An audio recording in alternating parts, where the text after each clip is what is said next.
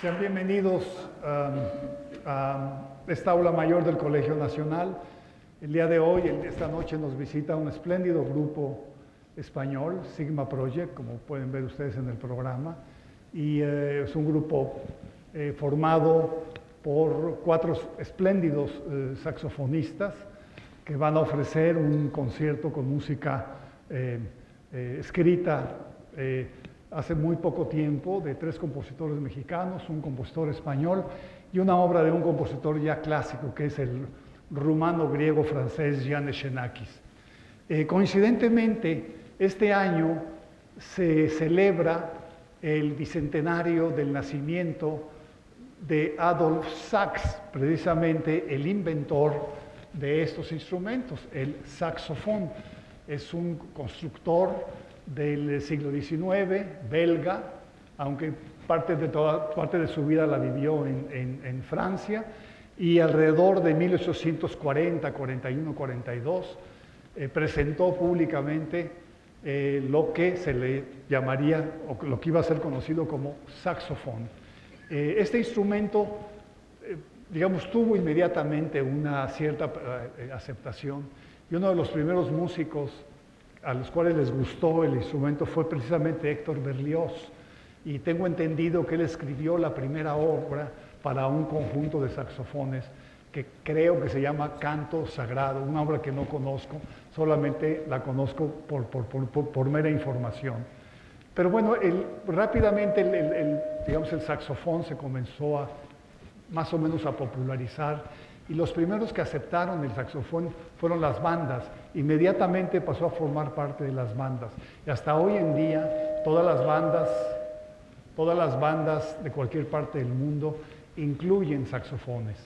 En los 50s y 60s, también del siglo XIX, se empezó a enseñar el saxofón en el Conservatorio de Música de París, y por primera vez se comenzaron a formar saxofonistas y virtuosos de este instrumento.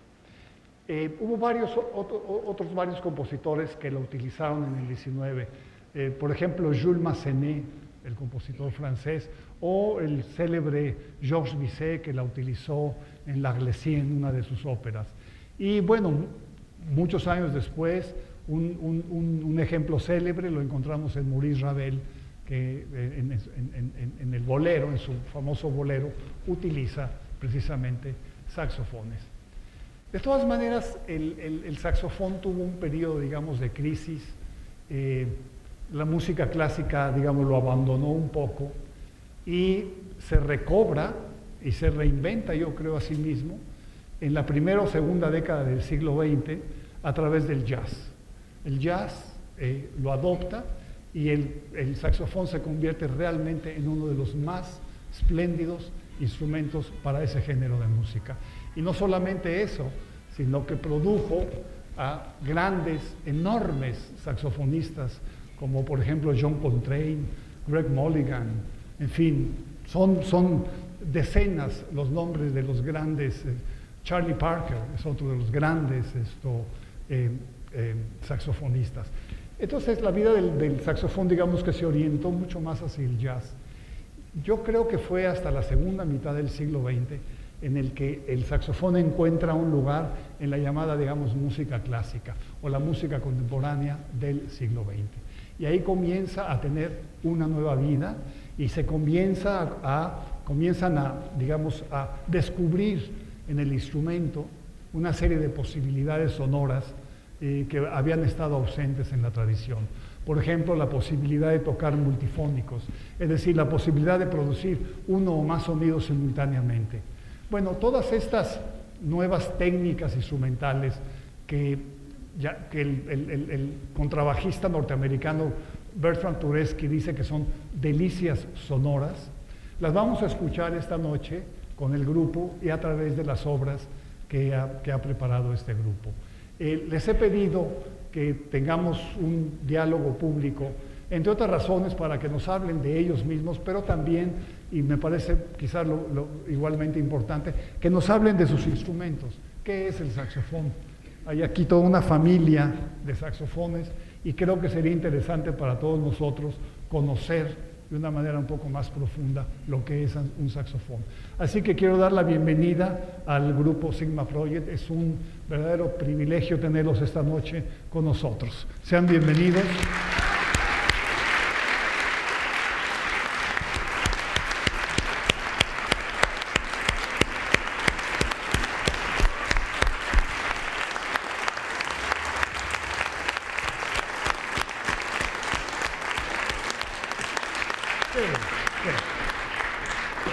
Bueno, muchas gracias por acceder a esta plática antes del concierto. Bueno, ¿por qué no? Yo sé que en el programa está obviamente el currículum de ustedes, pero me parece muy interesante que hayan formado un grupo de 4 saxofones, porque naturalmente no hay repertorio para 4 saxofones o hay muy poco repertorio. Entonces probablemente han tenido que armar un nuevo repertorio. ¿Cierto o me equivoco? Cierto, Sí, cierto. Sí. Bueno, hay el objetivo de formarnos en Sigma Project fue precisamente utilizar el cuarteto de saxofones como laboratorio sonoro para trabajar en estrecha colaboración con los compositores. Entonces, ya hay un repertorio existente de obras, pero lo que nos gustaba y lo que realmente la apuesta del grupo era para hacer un nuevo repertorio y sobre todo eso en el campo de la investigación y trabajar codo a codo con los compositores. Esta noche vamos a escuchar varias obras escritas especialmente para ustedes, que son la de Georgina Derbez, que está aquí esta noche.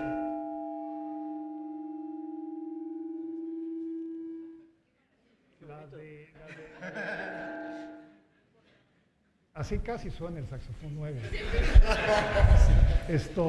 La de Víctor también, Víctor Ibarra, otro enorme compositor mexicano que les escribió una pieza especialmente a ustedes.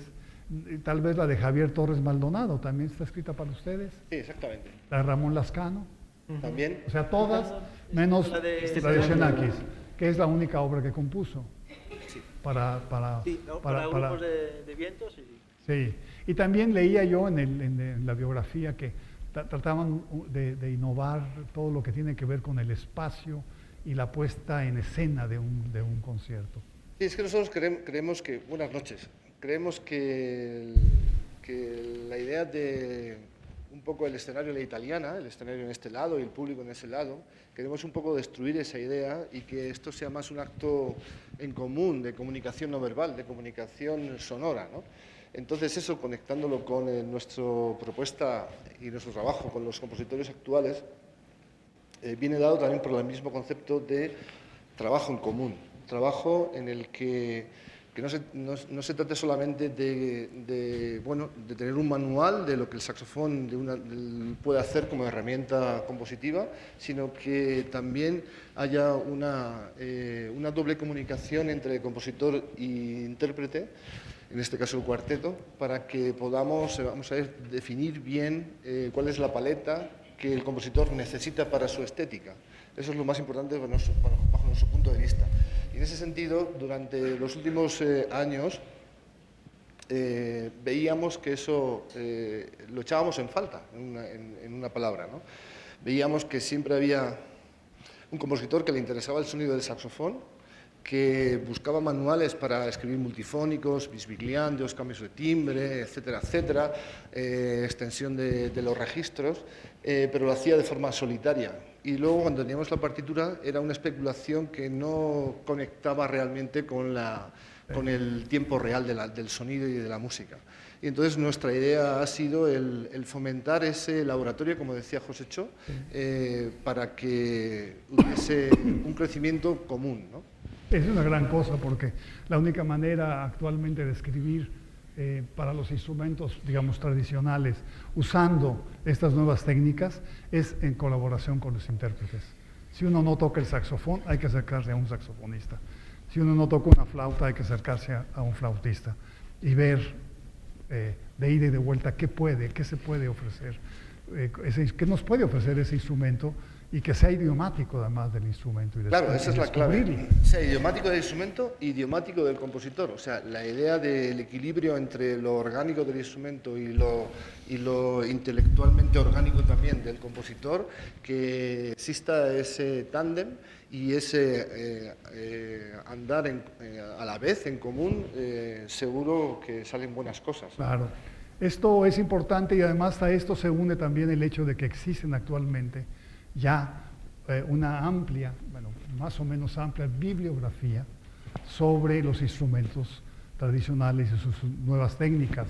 Yo conozco varios de flauta, oboe, clarinete, fagot, etcétera, y conozco solamente 2 de saxofón, pero obviamente debe haber muchos más. Uno de un francés, Daniel Kienzi, que seguramente ustedes conocen, ¿no? Buen amigo. Es buen amigo, que es un libro así, donde habla de todo lo que es capaz de hacer, todo lo que no se atrevió uno a preguntar al instrumento directamente.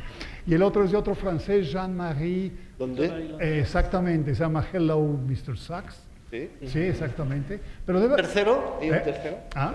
¿Hablas Sí, el tercero quién? es de un suizo, que se llama Markus Weiss, y bueno, que es digamos que es el libro más actual que se ha encargado de esta labor de explicar un poco cuáles son las posibilidades del instrumento para de alguna manera orientar a los compositores y que no todo se quede, digamos, en especulación. Cosas teóricas. Exacto, cosas teóricas, sino pues material mucho más concreto y que también, bueno, la novedad que tiene este libro en comparación con las versiones antiguas, pues es que viene con muchos ejemplos de obras ya de la década de los 70, de la década de los 80, de los 90, incluso de los 2000. ¿Y grabadas y en papel? Ejemplificadas, y en este caso, pues esto yo creo que es muy gráfico para los muy gráfico y tienen ejemplos directamente desde la música de cómo utilizar pues, los efectos más novedosos que tiene el saxofón. Ese libro está que en francés y en inglés.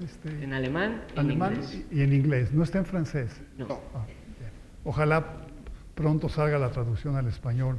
De salir seguro sale en España.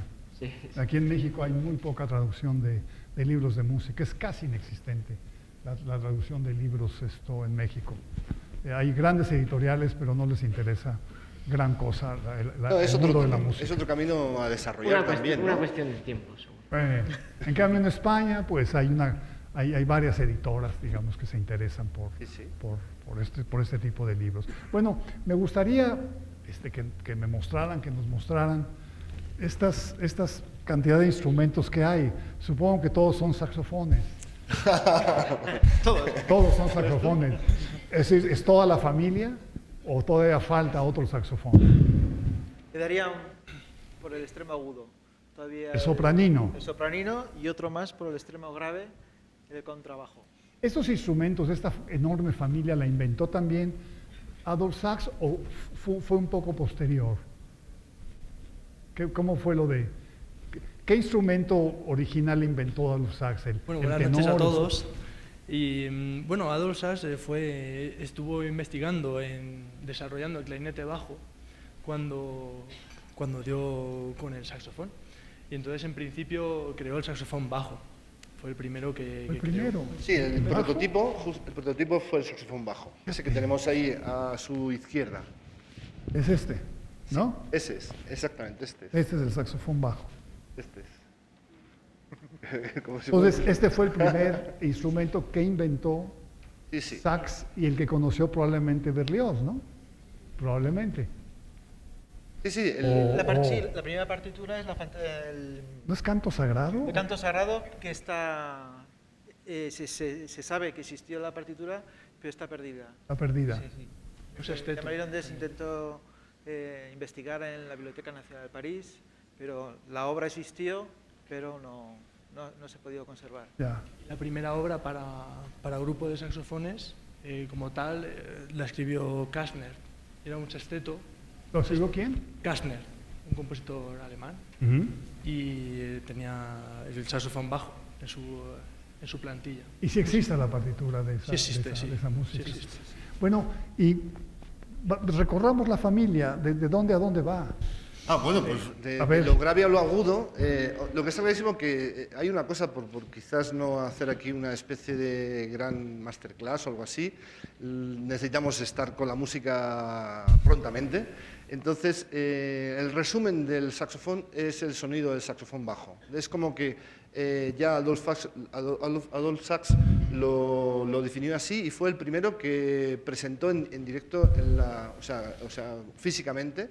El resto de la familia estaba solamente en patente y se fue desarrollando posteriormente, pero físicamente lo presentó como prototipo en la Exposición Universal de París, ¿no? Entonces, en el saxofón bajo está el resumen del sonido del saxofón, porque está integrado con todo su espectro armónico, están integrados el resto de la familia, ¿no? A continuación está... ¿Podríamos oír un poco el sonido del saxofón bajo? Una nota, digo, simplemente para oírlo. ¿Doy yo, le das tú? ¿Eh? ¿Le das tú? Bueno, ¿quieres darle? Sí, me da igual. Dale tú, sí, sí. Mientras lo prepara, a continuación, el tercer instrumento en orden, hacia la derecha, es el saxofón barítono, que hay dos juntos. ¿Son esos dos? Sí, estos dos son saxofones barítonos, que es en tesitura el siguiente en agudo, hacia el superior, hacia el sonido más agudo. El tercero hacia el agudo es el tenor, que lo tenemos aquí, ¿sí? Coltrane, ¿no? ¿Verdad, John Coltrane? Es el que utilizan más los jazzistas. Sí, exactamente. El tenor. Aunque bueno, el repertorio contemporáneo es el que también, uno de los que tiene más, vamos a decir, predilecciones a nivel de posibilidades, los compositores. Hay muchísimas obras, el tenor sí. El tenor y el bajo son realmente casi los que ganan sí, los preferidos, ¿no?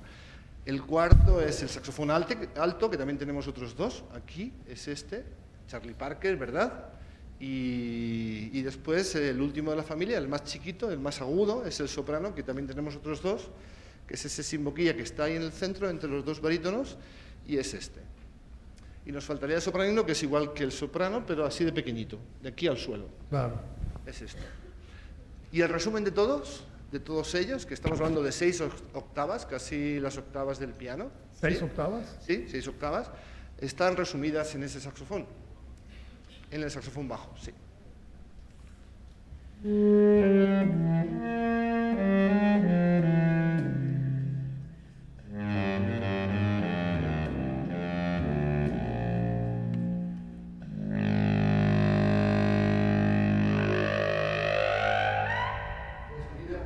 Es ya un sonido que ya lo toca este instrumento, el saxofón soprano. ¿Cuántas partes tiene el saxofón? ¿Cuántas partes? Partes. En cuanto a ¿Una tubería. sola parte es un solo cuerpo o está dividido? No, solamente está dividido en el cuerpo y en el tudel, solamente, y la boquilla. O sea que tiene la parte del tudel que le llamamos y la parte de la boquilla y donde producimos el sonido.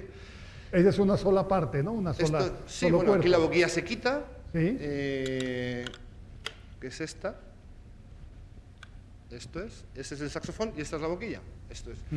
Y precisamente los compositores, uniendo un poco esto con lo que hemos estado hablando antes, pues también se aprovechan de esta, digamos, capacidad de desmontarse del instrumento, pues para hacer nuevos sonidos, ¿no? O sea, se puede tocar sin la boquilla.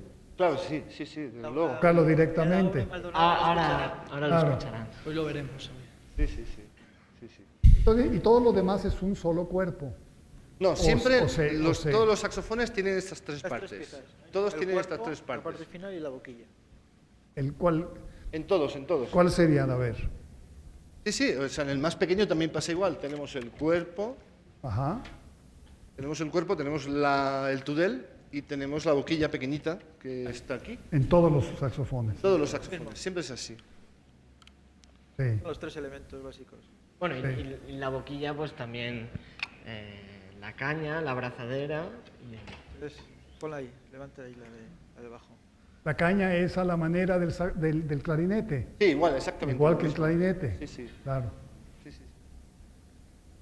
Obviamente por influencia del clarinete en Sachs, que era clarinetista probablemente. Claro, lo que buscaban ahí, a nivel histórico, lo que buscaba él y su obsesión era buscar un punto en común, una frontera entre los metales, las brass de las bandas y las orquestas y las cuerdas, que siempre los fagotes y los clarinetes tenían muy poco poderío a nivel de dinámica, a nivel de volumen. Entonces se fue haciendo experimentos que en el fondo nunca sabremos, pero siempre nos imaginamos que en su taller pues, es tan sencillo como poner a un oficleido, que es un instrumento de metal, o sea, con boquilla de metal, que, bueno, que tiene un tubo abierto, ponerle una boquilla grande de clarinete bajo. Entonces ahí suena a saxofón. Entonces la idea es que con ese, vamos a decir, esa casualidad de encontrarse con ese sonido exuberante y riquísimo de timbre y de armónicos, pues es cuando desarrolló esta idea primigenia del saxofón. Así de sencillo. Esta capacidad dinámica es la que hace que desde un principio los acepten las bandas, ¿no? Probablemente. Bueno, la las capacidad bandas dinámica, militares, ¿no? Yo creo que ahí los compositores quizás tengan algo también que decir en ese sentido, porque una de las cosas fundamentales del instrumento es su capacidad dinámica. Sí, por las bandas, pero sobre todo en la música de investigación por esa extremada versatilidad que tiene de pasar del máximo forte, toda la fuerza, ¿no? Como alguno de los compositores nos propone, a sonidos subtonos realmente al niente, casi el silencio, ¿no? Entonces esa capacidad, hay pocos, nos imaginamos el oboe, que es el instrumento, uno de los instrumentos por excelencia de la orquesta, o la flauta como instrumento de viento igual, son como los iconos que todo el mundo tiene en la cabeza, que escucha esos sonidos y les maravilla, pero sus capacidades dinámicas, entre comillas, son más limitadas. Entonces, eso es una de las cualidades que siempre aportamos los saxofonistas, ¿no? Y el saxofón como instrumento. Curiosamente, es uno de los instrumentos que más éxito ha tenido de invención reciente. Sí. Apenas tiene 200 años, o cuánto no llega ni a 200 años. No llega a 200 es un instrumento años. muy joven, realmente. Sí, digo, son 120 porque la patente es 1840, significa que es bueno, pues eso, sacamos las cuentas, aún no llega a los 200 años, ¿no? Claro, es contemporáneo de este instrumento austríaco, ¿cómo se llama? ¿El acordeón? El acordeón. Por esas fechas también se inventa el acordeón. Exactamente. En Austria. Sí. Y también se convierte en un instrumento para muy la contemporánea, ¿no? Y para música popular. Bueno, y el tango lo encuentra, Hombre. pero ad hoc, pero curiosamente el sax nunca ha formado parte de la plantilla regular de una orquesta, por ejemplo, que es extraño, ¿no? No es regular, extraño. digo, se puede emplear naturalmente. No, yo no lo veo extraño, lo veo como parte de la historia, la propia evolución de la cultura del ser humano, la cultura occidental en nuestro caso, ¿no? Yo lo veo de esa manera, de una forma natural. Si el saxofón fue inventado en 1840, en 1840 estábamos en plena orquesta romántica. Claro. Y los compositores, pues evidentemente de aquella época no se interesaron aún por el sonido del saxofón, sino más bien ya entrados en el siglo XX fue cuando empezó a adaptarse. Y ahí es donde tenemos nuestro grueso de repertorio clásico. Sí. Y aún así las orquestas actualmente son como dinosaurios antiguos, que no se renuevan, entonces no aceptan esos instrumentos, evidentemente. Entonces, porque pues su repertorio es muy tradicional también. Entonces no van a pagar una nómina regular para los saxofonistas. Los van a invitar en cada obra, ¿no? No sé si ustedes tienen alguna pregunta que hacerles a alguno de los miembros. ¿Esa la contestas tú? No, ¿verdad? Por razones acústicas. Para que el zapato no absorba el sonido y esté libre. Esa pregunta con la no madera. Sí, bueno, entra en la misma urna que nuestro concepto de nuestra relación con los compositores. Es una idea de sinceridad, una idea de conectar con el suelo que pisamos y conectar con el sonido que vamos a escuchar, ¿no? O sea que no es nada snob ni cosa parecida, sino que desde el principio creemos que lo que nos falta, bueno, lo que creíamos desde España, ¿no? Que faltaba en sí, en esta aventura de la música contemporánea, era un poco ese contacto directo, ¿no?, y sincero entre dos iguales, que es el compositor y el intérprete, y desde esa sinceridad también necesitamos una propuesta sincera, reiterándome, en el escenario con las partituras y con las obras, ¿no? Entonces, solamente es esto, tampoco es pretencioso, tampoco es mucho más allá. Es esto. Sí, por favor.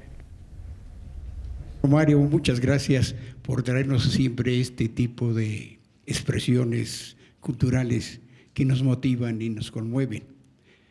Y felicitar anticipadamente al grupo por hacernos participar en estos eventos tan importantes. Me gustaría preguntar, y aparte de que he visto esta serie de instrumentos que se ven tan bonitos, ¿cuál será el material con que se elabora, si es que ustedes pudieran decirnos? Porque el antecedente que yo tengo de escuchar el saxofón o la familia o como se denominen todos, es en la música de negros. Escuché yo que por Estados Unidos empezó a aparecer una serie de piezas que motivaban movimientos culturales de el pueblo negro oprimido. Entonces, estas dos preguntas serían lo que podría pedirle si es posible. ¿De qué está hecho el instrumento, no? Bien, pues ¿Qué material, no? Lo que vamos a, antes de contestar con palabras, vamos a contestar con sonidos, que nuestro compañero Miguel Ángel pues solamente va a improvisar una pequeña melodía, y yo creo que en esa escuchar la respuesta desde el sonido va a estar la respuesta argumentada con palabras, porque en el fondo, si decíamos que la dinámica era uno de los, vamos a decir, fuertes del instrumento, su capacidad del sonido, la capacidad de enamoramiento que tiene el saxofón es muy peculiar y casi no sabemos por qué. Es sensual, sencillamente, es sensual, tanto para la música clásica, para cualquier tipo de música que se haya desarrollado en el siglo XX. Entonces, yo creo que es tan sencillo como escuchar una pequeña melodía que espero pueda estar a la altura de su pregunta.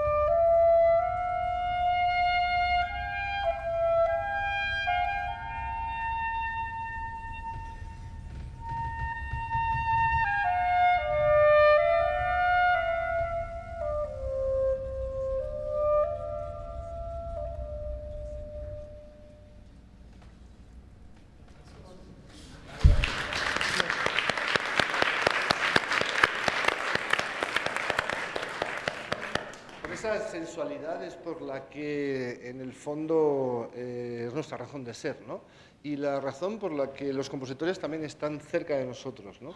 Después de esto, que es un poco el resumen de la historia del siglo XX, aparece todo un imaginario de cómo bucear dentro del sonido, que ya lo decía Jacinto Chelsea, ¿no? O sea, cuando él decía que si hubo una revolución en pintura que fue la perspectiva, en el siglo XVI, bueno, pues en el siglo XX la revolución en sonido era buscar el corazón, buscar dentro de ese sonido lo que antes hemos escuchado en el saxofón bajo y todo el despliegue de los parciales, de los armónicos interiores al sonido, fundamental, ¿no?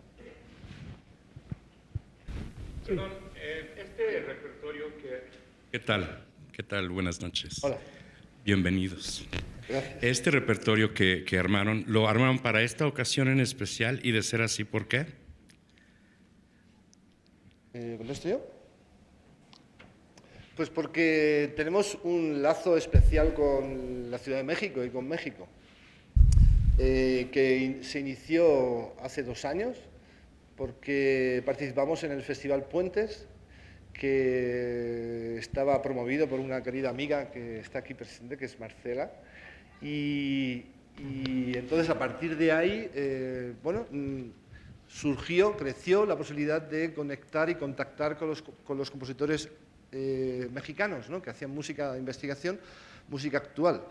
Y por esa razón, después de 2 años y después de ese trabajo de conectar, de hablar con unos y con otros,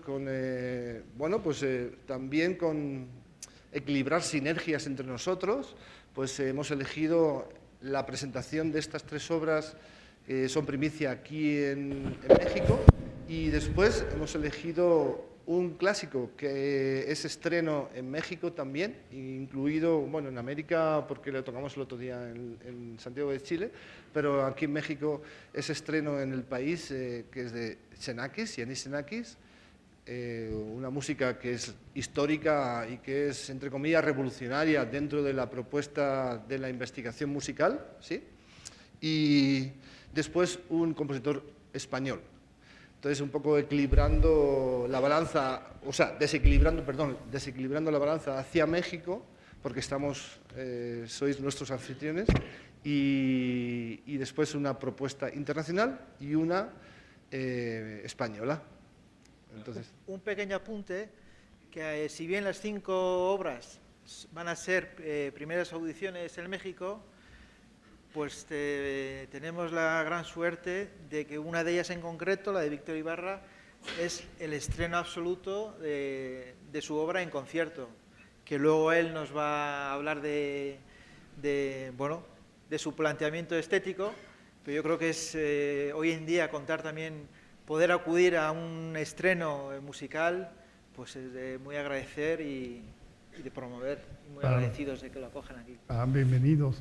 Pues si quieren ustedes podemos comenzar con el concierto. Gracias.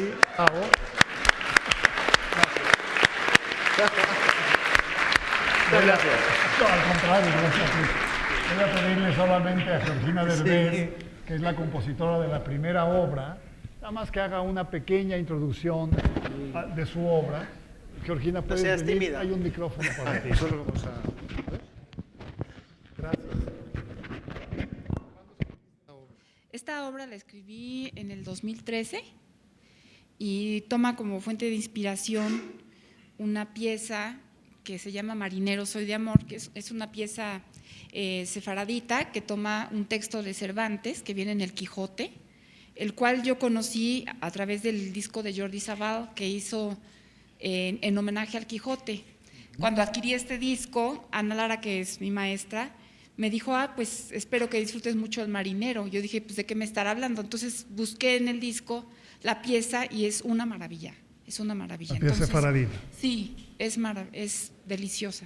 Entonces lo que hice fue tomar un poco el significado, pero también como la curva melódica, y se las fui dando a los saxofones, pero tomadas como las notas fundamentales para que de ahí salieran multifónicos. Entonces utiliza no solamente el clarinete de manera tradicional, sino también utilizando nuevas técnicas. Bueno, tengo que decir que escuché una obra de un compositor español que me impactó muchísimo, que es una obra de Jesús Torres, que tocan ellos, que utiliza mucho los multifónicos y que hay como una especie de coral de multifónicos, que es sumamente delicada, ¿no? Que también de alguna forma mezcla música antigua con su propia obra.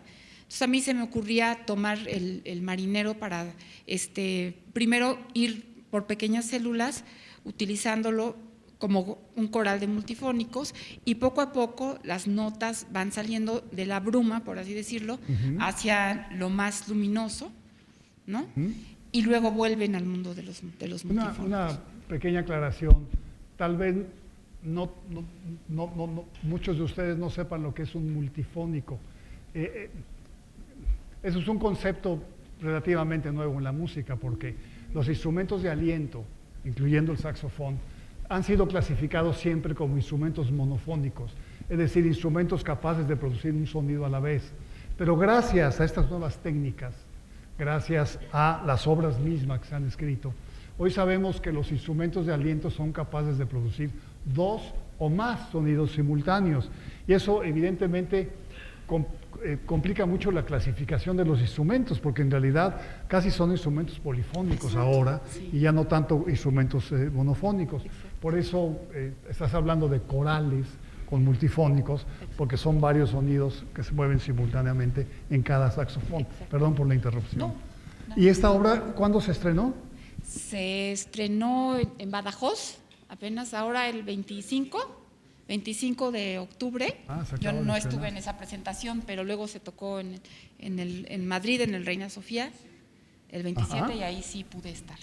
Entonces es la tercera vez que se toca. Y es Muy bien. la cuarta. Bueno. Y el estreno en México. Muchas gracias, Georgina. Bienvenidos.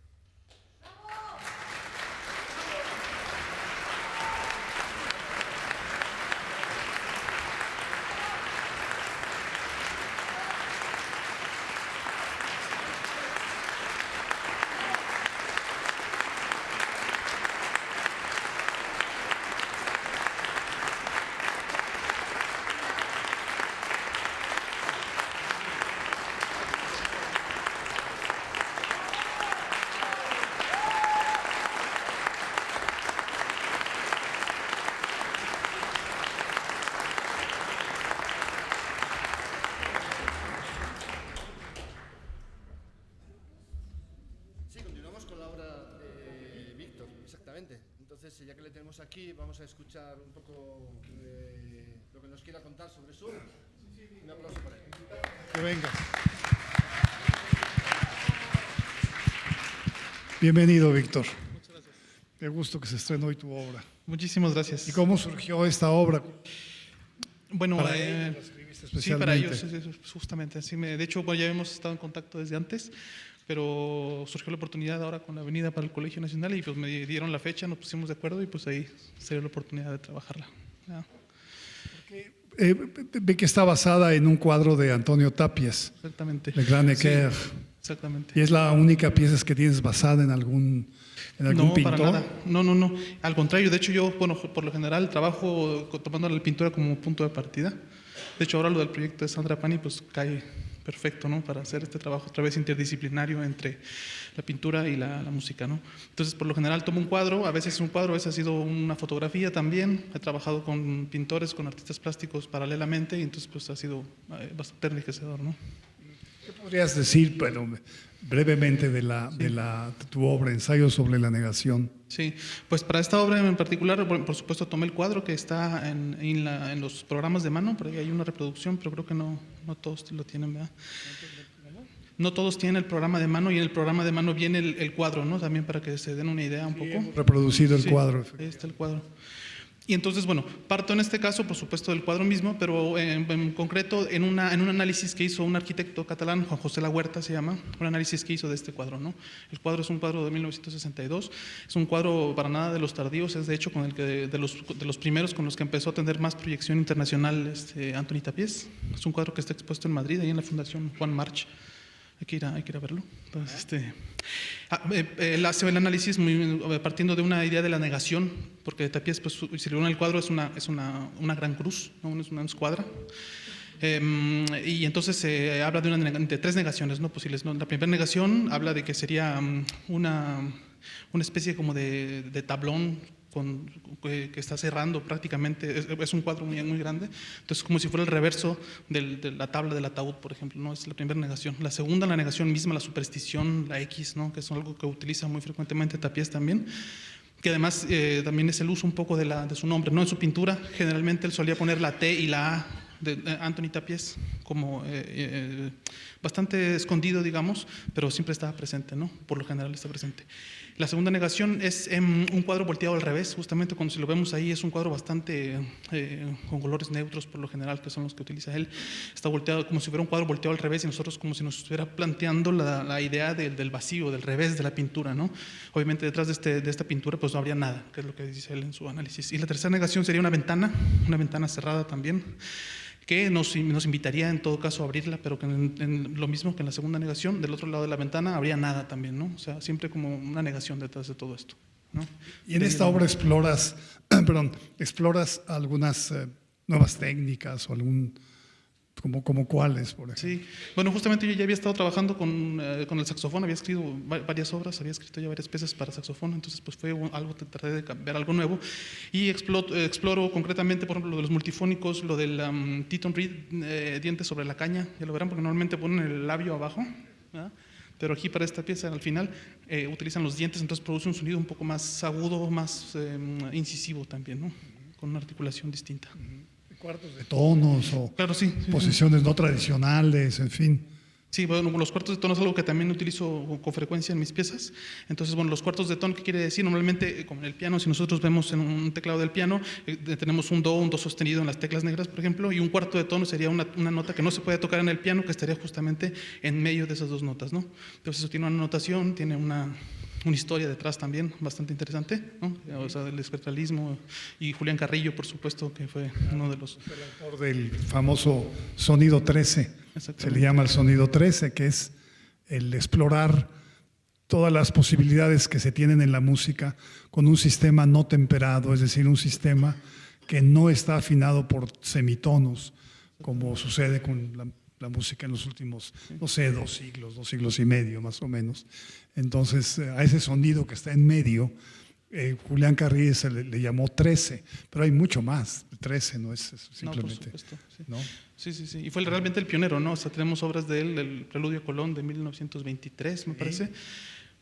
Y Pulés en este año apenas estaban haciendo, ¿no? O sea, el Boulez, ¿no? O sea, que después ahora Murail, los especialistas franceses, todavía ni siquiera... Hay otro que es Vishnegradsky, también de esa época, muy amigo de Julián Carrillo, que también comenzó a explorar estos sonidos no temperados, digamos, ¿no?